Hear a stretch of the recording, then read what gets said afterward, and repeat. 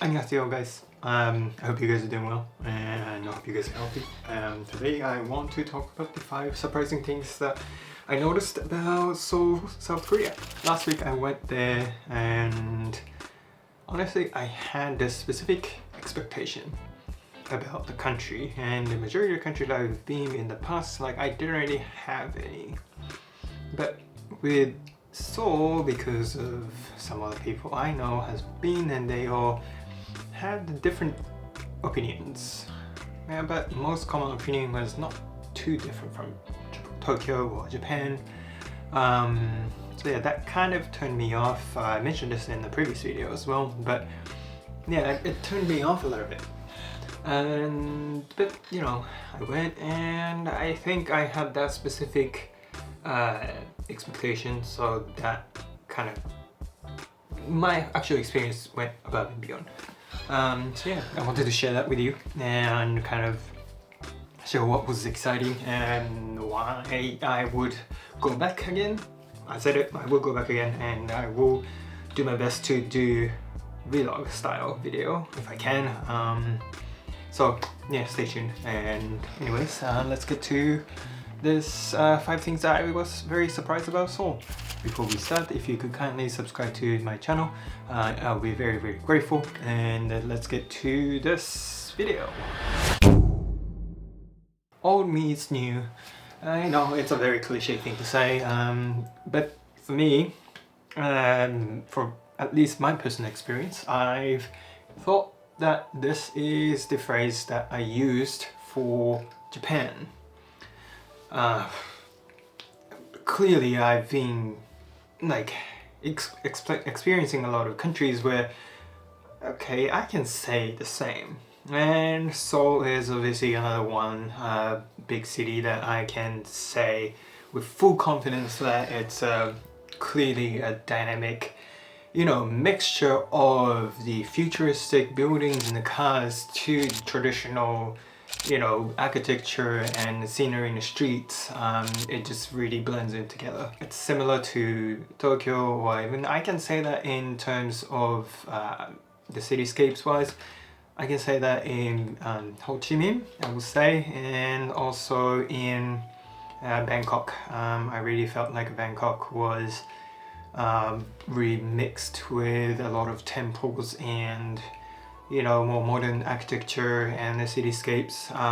So for me, like, I would describe old meets new in all those cities. So I've been very wrong about that is only for Japan. But maybe it's just a marketing things. I am in Japan and I do read and come across a lot more about Japanese tourism information and articles, a lot easier than foreign ones. But just from my, maybe that had an influence, but for me, I would say Seoul was pure, you know, old meets new. That city was very futuristic. I would say it's a little bit more than Tokyo. I said it. Because of the use of neon lights and specific designs that I see in the cityscape, a lot of buildings were very tall, and skyscrapers had this strip of light from going from top of like 50th floor all the way to almost to the ground, and that was one element. And another element is a lot of visual monitors instead of, you know, billboards. They use a lot of monitors to advertise, and that really was a lot. Like, the size was more than what I would see in Tokyo, and amount of cars, and especially Hyundai cars and Kia, the designs made it a lot more futuristic, especially the Hyundai, especially the cabs. They have this specific strip design, like strip design. The headlights and tail lights were just one simple line, and that light really gave me a lot of like, well, like, it's very futuristic. And even on the ground at the pedestrian walk, they have green and a green light if you are walking, and a red light if you're supposed to stop.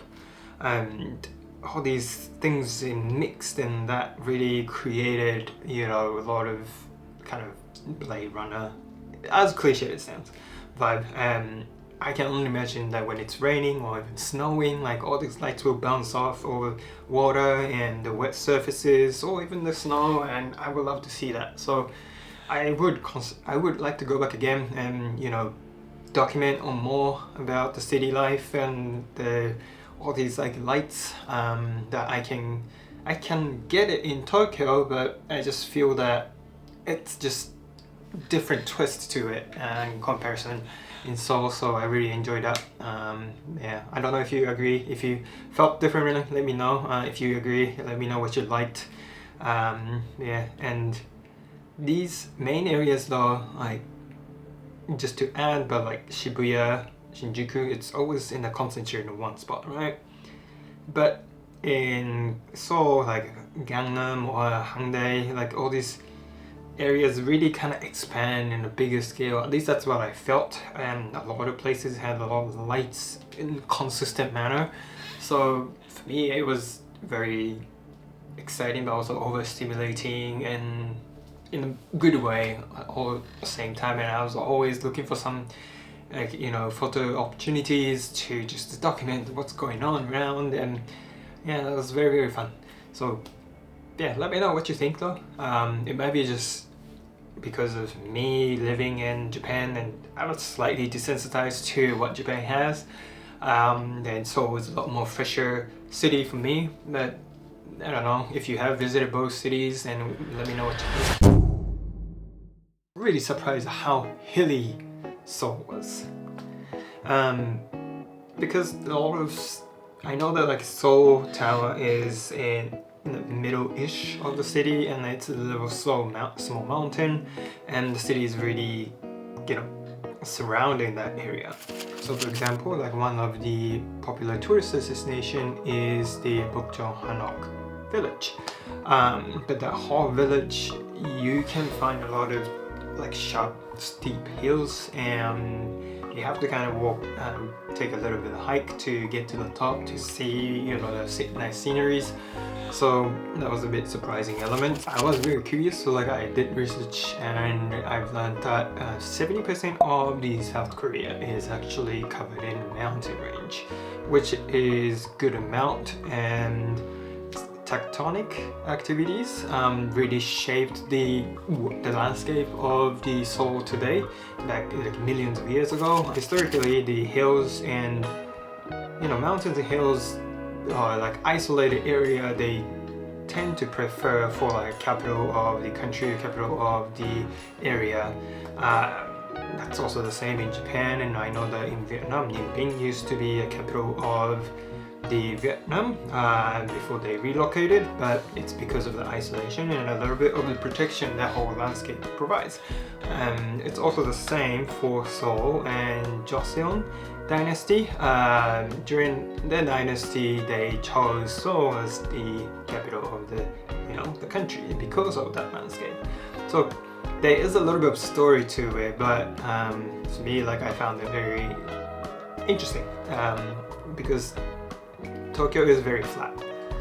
Some cities in Tokyo, outside of Tokyo, of course they are in the countryside or somewhere, and it can be hilly, but it was very different in terms of like navigating myself into the city, and you will come across a lot of hills. So just to know, like, that's a small stories behind it. And English proficiency was very good. I have to say, better than Japan. In Japan, there's a lot of, you know, foreigners who work in a convenience store. You know, they can speak English to you, but a lot of Japanese workers, I think they are not really proficient when it comes to communicating with you. They can do basic things, but it's a bit limited. And so, for example, I went to Gyeongbokgung Palace, and there was like students from around 10 to 13 years old, and they're very young. They were going out to tourists like myself, and myself included, offering like 30 minutes, 45 minutes like free tour in English about the palace. And I was not able to do that when I was, you know, their age, and I was very pleasantly surprised to hear that. And and also even like local spots like elderly, they can speak English most of the time. So yeah, like if you wouldn't have any problems. And in Japan, that varies depending where you go. Especially even in Tokyo, some of the shops, like if you go into like a tourist spot, they will be able to help you. But even in Tokyo, like if you go like more like local cafe or something, they will have small troubles communicating with you. They can probably do the basics, but not any like further conversation, or mixed with little pointing and this and hand gestures and stuff. So yeah, I was very, very surprised. And if you're worried about it, don't worry. Like just as long as you speak English, then you'll be okay. But I do wonder, like if you cannot speak English, then what would happen?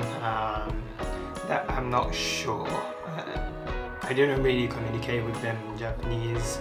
I mean, I speak English, like I didn't see the point, but I know that there's a lot of Japanese who goes to South Korea, Seoul, specifically for short trips. So I would like to know like how that, what kind of like language barrier they have.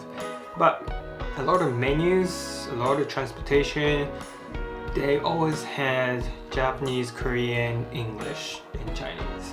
So navigating cities, navigating transportation, all that stuff was not difficult at all. Even menus, they tend to have English and Japanese and Korean, maybe Chinese, all the time, regardless of where I went. So yeah, that was very, very good.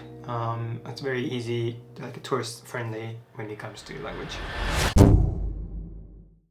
I was pleasantly surprised again. I was told that it was good, and of course I believed it, and I was pretty sure it would be good, but actual experience is different from being told, and I can guarantee you that you will enjoy eating and focus on eating.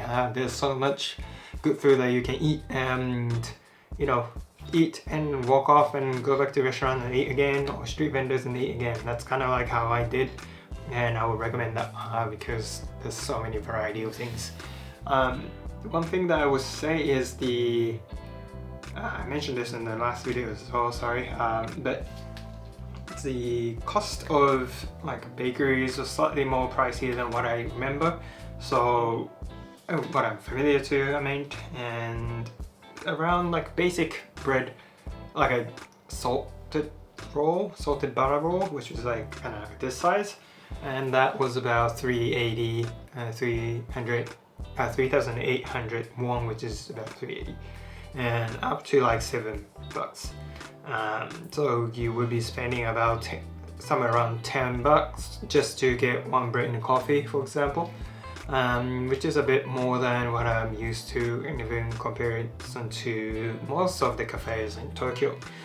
On the other hand, and beef was slightly more pricier because of the cultural background about beef. The beef was not the accessible meat from the back in the days, and the meat was really associated with celebration and a bit more like a premium value to it and premium occasion, I guess.